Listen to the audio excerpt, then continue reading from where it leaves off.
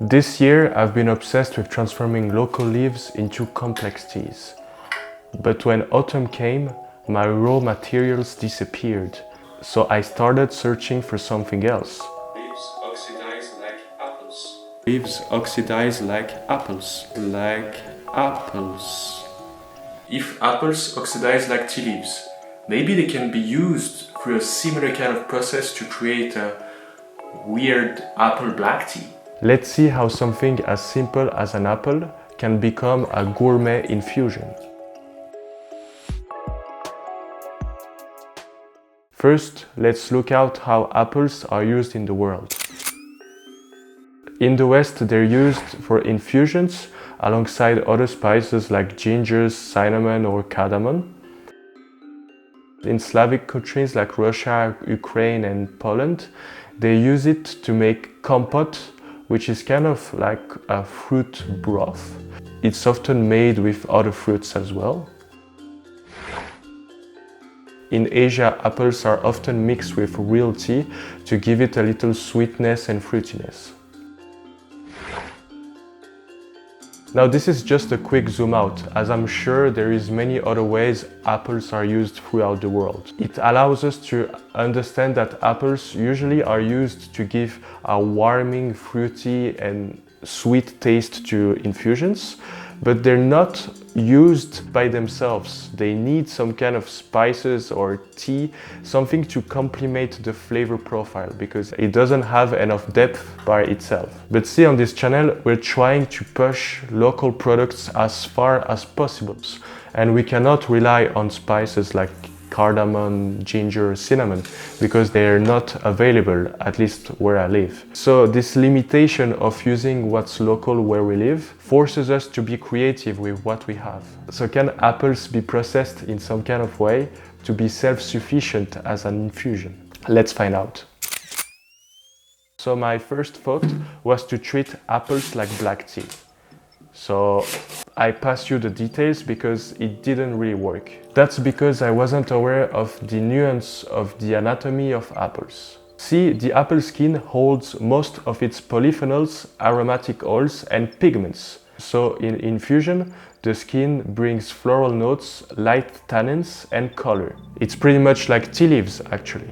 On the other side, the flesh is rich in natural sugars and malic acid, which work together to create the apple taste. So the skin is what's the most complex about apples, and that's where all the flavor lies. So if we want to have a complex apple infusion, we need to focus on the skin. That's why apple peels are the best part of apples that we can use to make a complex tea. Because it does have that complex structure and flavor of the peel, but it still has a little bit of flesh added to it. So let's compare apple peels to tea leaves to understand what are our strengths and weaknesses. So first of all, tea has more complexity than apple peels.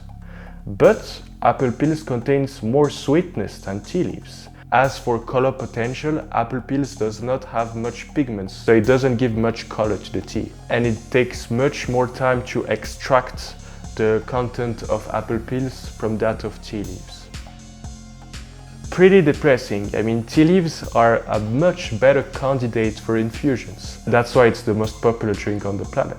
But that doesn't mean we can't do anything. We can pass apples through a little processing which can compensate its weakness and hone on its strengths.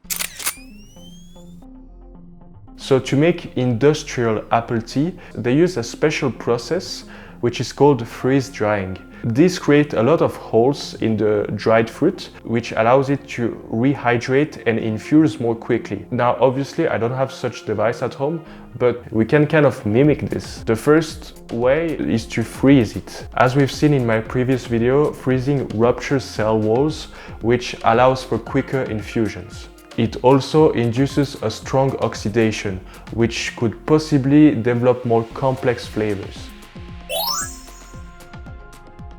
Now, instead of simply drying the peels, we could roast them like coffee beans. This way we take advantage of the sugar we have in the peels transforming these sugars through the Maillard reaction, therefore developing new aromatic compounds and also breaking down the cell membranes further, so even more diffusion and more flavor complexity. Because the Maillard reaction creates browning, we could also have more color.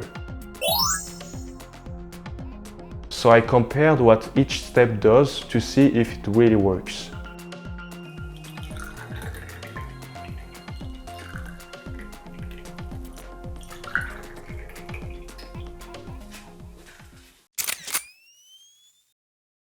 The Simply Dried. So nothing really special, it has a soft and pleasant apple taste. Oxidized apple skin. I have no idea why the color changed.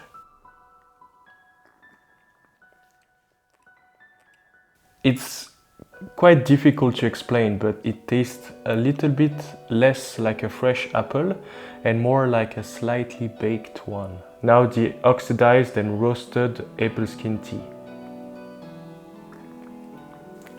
Okay, it tastes like baked apple, caramel and maybe a bit of tonka, not sure how this is pronounced. And also the color looks really nice. I'm having an idea.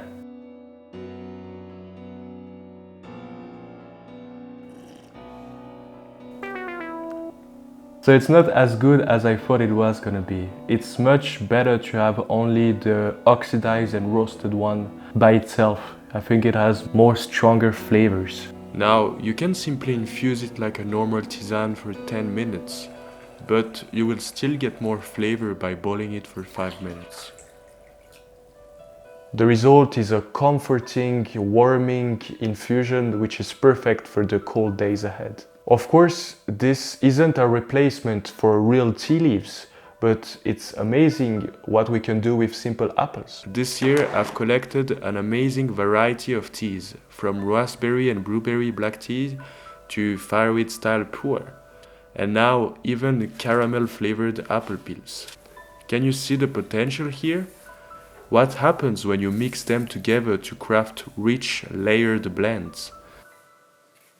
In the next video, we'll dive into the emerging art of wild tea alchemy. That's it for this video. Thank you for joining me on this experiment. And until the next one, stay rooted.